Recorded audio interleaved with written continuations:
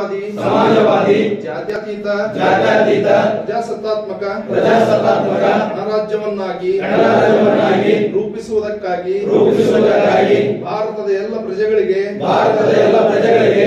ಸಾಮಾಜಿಕ ಆರ್ಥಿಕ ಮತ್ತು ರಾಜಕೀಯ ನ್ಯಾಯವನ್ನು ವಿಚಾರ ಅಭಿವ್ಯಕ್ತಿ ನಂಬಿಕೆ ಧರ್ಮ ಮತ್ತು ಉಪಾಸನೆಯ ಸ್ವಾತಂತ್ರ್ಯವನ್ನು ಸ್ಥಾನಮಾನ ಮತ್ತು ಅವಕಾಶಗಳನ್ನು ಸಮತೆಯನ್ನು ದೊರೆಯುವಂತೆ ಮಾಡುವುದಕ್ಕಾಗಿ ವ್ಯಕ್ತಿ ಗೌರವ ದೇಶದ ಏಕತೆ ಮತ್ತು ಸಮಗ್ರತೆಗಾಗಿ ಎಲ್ಲರಲ್ಲಿ ಭ್ರಾತೃತ್ವ ಭಾವನೆಯನ್ನು ಮೂಡಿಸುವುದಕ್ಕಾಗಿ ದೃಢ ಸಂಕಲ್ಪ ಮಾಡಿ ನಮ್ಮ ಸಂವಿಧಾನ ಸಭೆಯಲ್ಲಿ 1949ನೇ ಇಸ್ವಿಯ ನವೆಂಬರ್ ತಿಂಗಳ 26ನೇ ದಿನದಂದು ಈ ಸಂವಿಧಾನವನ್ನು ನಮಗೆ ನಾವೇ ಅರ್ಪಿಸಿಕೊಂಡು ಅಂಗೀಕರಿಸಿ ಶಾಸನವಾಗಿ ವಿಧಿಸಿಕೊಂಡಿದ್ದೇವೆ. ಜೈ ಭೀಮ್.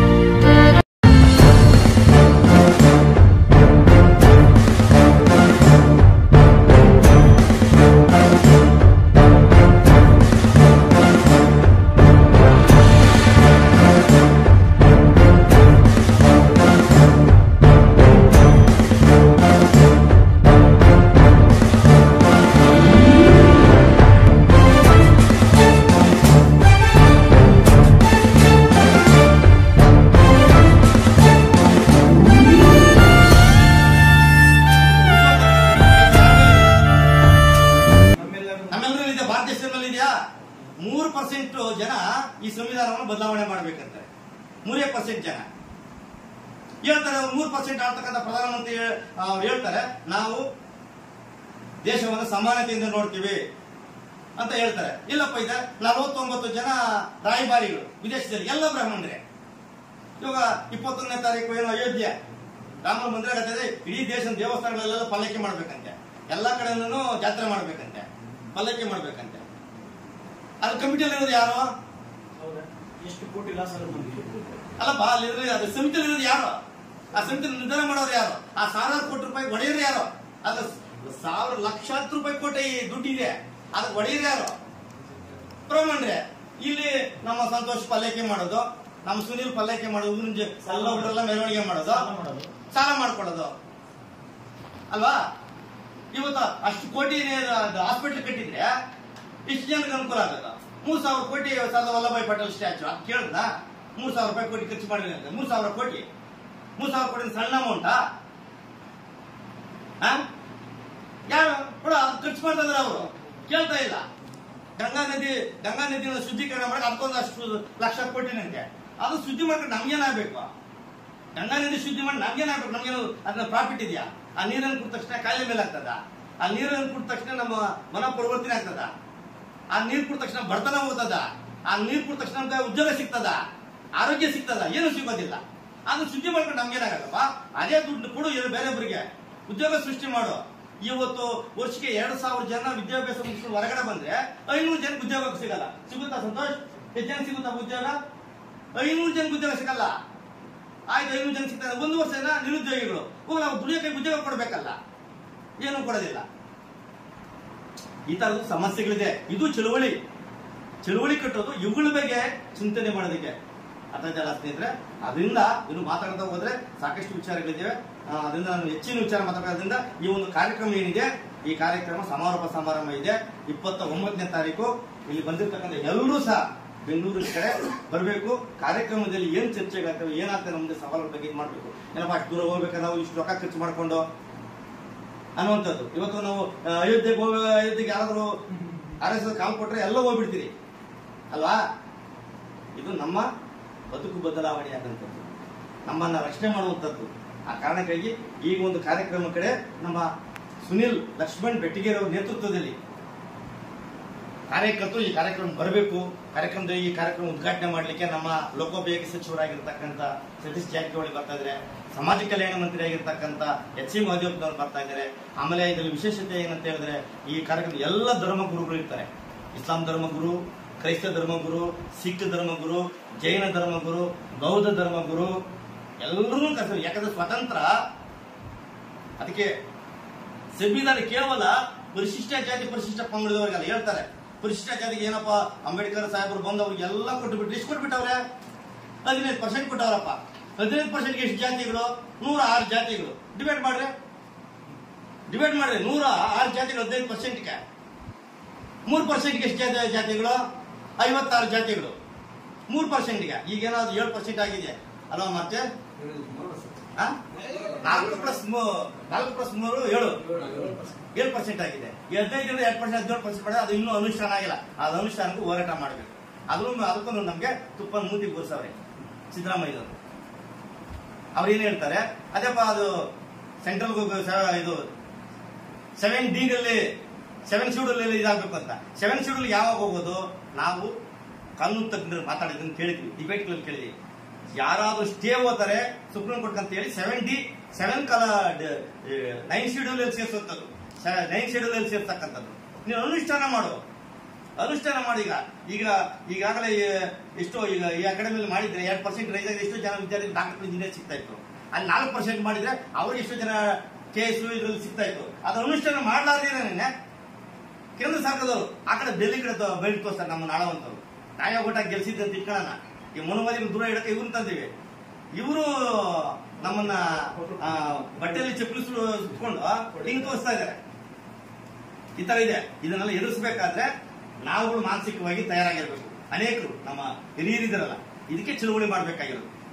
ಅದ್ರ ಇವತ್ತು ಚಳುವಳಿ ವಿಷಯಕ್ಕೋಸ್ಕರ ನಮ್ಮ ಮಂಜುನಾಥ್ ತನ್ನ ಮನೇಲಿ ಚಿಕ್ಕಪ್ಪ ಅವರು ನಮ್ಮ ಅನಾದಿ ಕಾಲದಿಂದ ಬಂದಿದ್ದ ಪೂರ್ವಜರಿಂದ ನಾವು ಹೊಂಟು ಅಂತ ಹೇಳ್ತೀವಿ. ಯಾಕಂದ್ರೆ ಸತ್ರೆ 10 ದಿವಸ 15 ದಿವಸ ಹೊರಗಡೆ ಹೋಗಲ್ಲ ಅಲ್ವಾ?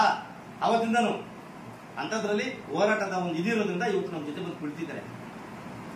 ಏಜ್ ಆಗಿರ್ಬೋದು ಅಥವಾ ಕಾಯಿಲೆಯಿಂದ ಸತ್ತಿರ್ಬೋದು, ಯಾವ್ದೇ ಸತ್ತಿರ್ಬೋದು, ಆದ್ರೆ ನಮ್ಮ ಜೊತೆಲಿದ್ದಂಥವ್ರು ಇಡೀ ನಮ್ಮ ಜೀವನ ಪೂರ್ತಿ ನಮ್ಮ ಜೊತೆಲಿದ್ದಂಥ ಒಳ್ಳೆದನ್ನ ಕೆಟ್ಟದನ್ನ ನೋಡಿದಂತ ಒಬ್ಬ ವ್ಯಕ್ತಿ ಸತ್ತಿದ್ರೆ ಅವ್ರ ಜೊತೆಲಿರ್ತಕ್ಕಂತಂದ್ರೆ ಅದು ಹೋರಾಟವನ್ನು ಅರ್ಥ ಮಾಡ್ಕೊಂಡ್ರೆ, ಚಳುವಳಿಯನ್ನು ಅರ್ಥ ಮಾಡ್ಕೊಂಡಿದ್ರೆ ಅಂತವ್ರಿಗೆ ಮಾತ್ರ ಇದು ಸಾಧ್ಯ ಇದೆ ಅಲ್ವಾ? ಅಂದ್ರೆ ಈ ರೀತಿಯಾಗಿ ನಮ್ಮನ್ನ ಇದು ಮಾಡ್ತಕ್ಕಂಥ ಕೆಲಸವನ್ನ ಮಾಡ್ತಾ ಇದ್ದಾರೆ. ಆದ್ರೆ ಇವೆಲ್ಲ ನಾವು ಇದು ಮಾಡ್ಬೇಕಂದ್ರೆ ನಾವು ವಿಚಾರ ಸಂಕಿರಣವನ್ನ ಮಾಡಬೇಕು. ಅದು ಅನೇಕ ಸಾಕಷ್ಟು ಕೆಲಸಗಳನ್ನ ಮಾಡ್ತಾ ಇದ್ದಾರೆ. ನಮ್ಮ ಸುನೀಲ್ ಅವರು, ನಮ್ಮ ಮಾರುತಿ ಅಂಜಿಗೆ ಅವರು ಸಾಕಷ್ಟು ಜನಪರವಾದಂತ ಬಡವರಿಗೆ ಏನೇನು ಕೊಡಿಸಬೇಕು, ಸರ್ಕಾರದ ಸೌಲಭ್ಯಗಳು ಅವ್ರಿಗೆ ಏನೇನು ಸಿಗಬೇಕು, ಅವರು ಸಹ ಜಿಲ್ಲಾಧಿಕಾರಿಗಳ ಸಭೆಗಳಲ್ಲಿ ಕುತ್ಕೊಂಡು ಮಾತಾಡಿ ಫೈಟ್ ಮಾಡಿ ಕೊಡಿಸ್ತಾ ಇದ್ದಾರೆ. ಅದಕ್ಕೆ ಇನ್ನಷ್ಟು ಶಕ್ತಿಯನ್ನು ತುಂಬಬೇಕಲ್ಲ ನೀವು, ಇನ್ನೆಷ್ಟು ಶಕ್ತಿ ತುಂಬಬೇಕು. ಅವ್ರ ವಿರುದ್ಧವಾಗಿ ಅವ್ರು ಒಳ್ಳೆ ಕೆಲಸ ಮಾಡ್ತಾ ಇದ್ದಾರೆ. ಅವ್ರ ಹಿಂದ್ಗಡೆ 10 ಜನ ಕತ್ತಿಯನ್ನು ಮಸೀತಾ ಇದ್ದಾರೆ. ಅದು ನಿಮ್ಗೂ ನಮಗೂ ಗೊತ್ತಾಗೋದಿಲ್ಲ, ಅವ್ರಿಗೆ ಗೊತ್ತಿರ್ತದೆ. ಗತ್ತಿಯನ್ನು ಮಸೀದೆ ಒಳ್ಳೆ ಕೆಲಸಕ್ಕೆ ಇನ್ಯಾವನೋ ಒಬ್ಬ ಬರೋದು ತಕರಾರು ಅರ್ಜಿ ಕೊಡೋದು, ಇನ್ಯಾವನೋ ಒಬ್ಬ ಬರೋದು ಇವ್ರು ಸರಿಯಿಲ್ಲ ಅಂತಕ್ಕಂಥದ್ದು ಅಲ್ವಾ? ಆ ರೀತಿ ಹೊಸಲತನ ಮಾಡುವಂತ ಜನರು ಕೂಡ ನಮ್ಮ ನಡುವೆ ಇದ್ದಾರೆ. ಅವಳು ಕೂಡ ಅರ್ಥ ಮಾಡ್ಕೊಬೇಕು. ನಾವು ಅರ್ಥ ಮಾಡ್ಕೊಳ್ಳೋದು ಮಾತ್ರ ನಾವು ಚಳುವಳಿಯನ್ನು ಕಟ್ಟಬೇಕು. ಅದರಿಂದ ಇವತ್ತು ಈ ಒಂದು ಚಳುವಳಿಗೆ ನಾವೆಲ್ಲರೂ ಕೂಡ ಬರ್ಬೇಕಿದ್ದು. ಒಂದು ರೀತಿ ನೋಡಿ, ಇದು ಕರಪತ್ರದಲ್ಲಿ ಇಷ್ಟು ವಿಷಯ ಹಾಕಿದೀವಿ ಅಂತ ಹೇಳಿದ್ರೆ ಇದು ಬಾಬಾ ಸಾಹೇಬ್ ಹೇಳಿರ್ತಕ್ಕಂಥ ಮಾತುಗಳು.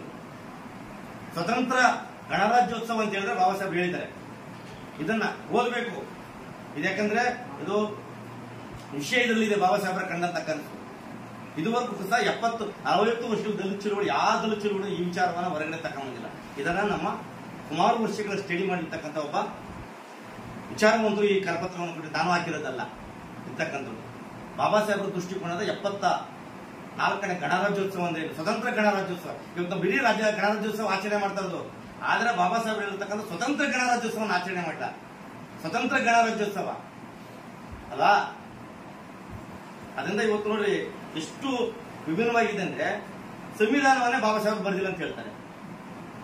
ಅವ್ರು ಯಾರೋ ಬರ್ದಿದ್ರು ಬಾಬಾ ಸಾಹೇಬ್ ಸೈನ್ ಹಾಕಿ ಕೊಟ್ರು ಅಂತ ಹೇಳ್ತಾರೆ. ಅಲ್ವಾ? ಕೇಳಿದ್ವಲ್ಲ ಮಾತ್ರಲ್ಲ, ಬೇರೆ ಬೇರೆಲ್ಲ ಹೇಳ್ತಾರಲ್ಲ. ಅವ್ರ ಪಾಪ 2 ವರ್ಷ 11 ತಿಂಗಳು 18 ದಿನಗಳ ಕಾಲ ಏಕಾಂಗಿಯಾಗಿ 13 ಜನ ಕಮಿಟಿಯಲ್ಲಿ ಕೆಲವು ಸತ್ತೋದ್ರು, ಕೆಲವು ವಿದೇಶಕ್ಕೆ ಹೋದ್ರು, ಬರಲೇ ಇಲ್ಲ, ಕೆಲವರು ಮುಖನೇ ಮಾಡಲಿಲ್ಲ. ಒಬ್ಬರೇ ಸಾಹೇಬ್ರು ಒಬ್ಬರೇ ಏಕಾಂಗಿ ಕುತ್ಕೊಂಡು ಸಂವಿಧಾನವನ್ನ ಬರೆದು ಕೊಡುವಾಗ ನಾನು ಒಬ್ಬನೇ ಬರ್ದೆ ಅಂತ ಹೇಳಿಲ್ಲ ಸಾಹೇಬ್ರು. ಇದು ನಮ್ಮ ಕರಡು ಸಮಿತಿ ರಚನೆ ಮಾಡಿ ಸಂವಿಧಾನವನ್ನ ಕೊಡ್ತಾ ಇದೀವಿ ಅಂತ ಹೇಳಿ ಆವತ್ತಿನ ನೆಹರು ಅವರಿಗೆ ಮತ್ತು ನಮ್ಮ ಬಾಬು ಡಾಕ್ಟರ್ ರಾಜೇಂದ್ರ ಪ್ರಸಾದ್ ರಾಷ್ಟ್ರಪತಿಗಳಾಗಿರ್ತಕ್ಕಂಥ ಬಾಬು ಡಾಕ್ಟರ್ ಪ್ರಧಾನಮಂತ್ರಿ ನೆಹರು ಅವರಿಗೆ ಕೊಟ್ಟರು. ರಾಷ್ಟ್ರ ಬಗ್ಗೆ ಯಾರು ಗೌರವ ಇದೆ? ದೇಶದ ಬಗ್ಗೆ ನಿಜವಾದಂತ ದೇಶದ ಬಗ್ಗೆ ಯಾರು ಗೌರವ ಇದೆ? ಬಾಬಾ ಸಾಹೇಬ್ರಿಗೆ. ಅವ್ರು ಹೇಳ್ಕೊಂಬಂದ್ರೆ ನಾನು ಒಬ್ಬನೇ ಬರ್ದಂತ ಎಲ್ಲರೂ ಹೇಳಿದಾರ ಸಾಹೇಬ್ರು?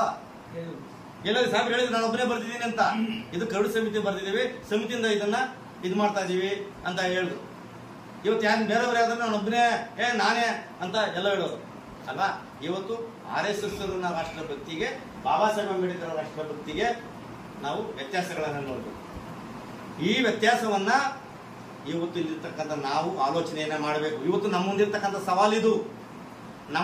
ಸವಾಲಿದು, ಹಿಂದೆ ನಮಗೆ ಭೂಮಿ ಬೇಕಾಯಿತು, ಹೊಲದಲ್ಲಿ ಕೂಲಿ ಮಾಡ್ತಾ ಇದ್ವಿ, ಊಟ ಬೇಕಾಯ್ತು ಹೊಟ್ಟೆಗೆ. ಇವತ್ತು ಹೊಟ್ಟೆಗೆ ಊಟ ಸಿಕ್ಕಿದೆ, ಸ್ವಲ್ಪ ಮೈ ಸ್ವಲ್ಪ ಬಟ್ಟೆ ಹಾಕೊಳ್ತಾ ಇದೀವಿ. ಅವತ್ತು ಐರನ್ ಬಟ್ಟೆ ಇರಲಿಲ್ಲ, ಇವತ್ತು ನಮ್ಮ ಬಟ್ಟೆ ಹಾಕ್ತಾ ಇದೀವಿ. ಅವತ್ತು ನೌಕರಿ ಇಲ್ಲ, ಇವತ್ತು ನಮ್ಮ ಸಂಜೀವರಿಗೆ ಕೇಂದ್ರ ಸರ್ಕಾರ ನೌಕರಿ ಸಿಕ್ಕಿದೆ. ಇನ್ನೊಬ್ಬರು ಯಾರೋ ಗುತ್ತಿಗೆನಲ್ಲಿ ನೌಕರಿ ಮಾಡ್ತಾ ಇದ್ದಾನೆ. ಇವತ್ತು ನಾವು ಒಂದಷ್ಟು ಸಶಕ್ತವಾಗಿದೆ. ಇವತ್ತು ಬಾಬಾ ಸಾಹೇಬರ ದೇಶಭಕ್ತಿ ಮತ್ತು ಇವತ್ತಿನ RSS ಅವರಿಗಿರ್ತಕ್ಕಂಥ ದೇಶಭಕ್ತಿ ಎರಡರ ಬಗ್ಗೆ ನಾವು ಇವತ್ತು ಚರ್ಚೆಯನ್ನು ಮಾಡಬೇಕು. ಅದ್ರ ಬಗ್ಗೆ ನಾವು ದಿನಗಟ್ಲೆನೆ ವಿಚಾರವಂತರ ಕಡೆ ನಾವು ಕೇಳಬೇಕು. ಇದು ಚಳುವಳಿ ಅಲ್ವಾ? ಇದು ಮುಂದುವರೆದ ಭಾಗ. ನಮ್ಮೆಲ್ಲ ಆಗಂತ ದೌರ್ಜನ್ಯಗಳು, ಅನ್ಯಾಯಗಳ ವಿರುದ್ಧ, ಅತ್ಯಾಚಾರಗಳ ವಿರುದ್ಧ, ಬಹಿಷ್ಕಾರಗಳ ವಿರುದ್ಧ, ಗ್ರಾಮ ಬಹಿಷ್ಕಾರ, ಅದು ಮುಂದುವರೆದ ಭಾಗ. ಆದ್ರೆ ಮೂಲ ಏನು ಅಲ್ವಾ? ಅದರಿಂದ ಸ್ನೇಹಿತರೆ, ಅವುಗಳು ಬಹಳ ಜವಾಬ್ದಾರಿತವಾಗಿ ನಾವು ಹೆಜ್ಜೆ ಇಡಬೇಕಾಗಿದೆ.